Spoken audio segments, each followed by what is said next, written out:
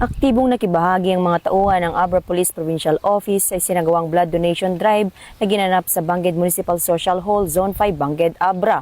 Ito lamang ika-16 ng Hunyo taong kasalukuyan.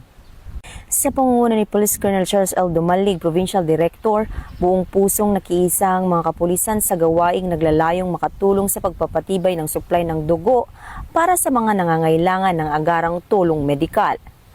Nakiisa rin sa aktibidad ang mga tauhan ng BFP, LGU Bangged at iba pang stakeholders ng nasabing munisipyo.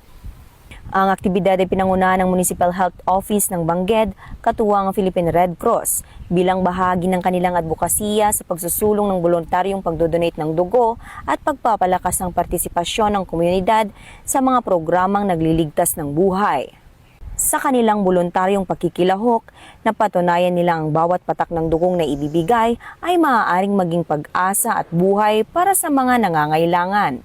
Patuloy na isinusulong ng Abra PNP ang mga gawaing may malasakit sa komunidad bilang bahagi ng kanilang adikayang magatid ng serbisyong tapat, mabilis at tunay na nararamdaman ng bawat mamamayan.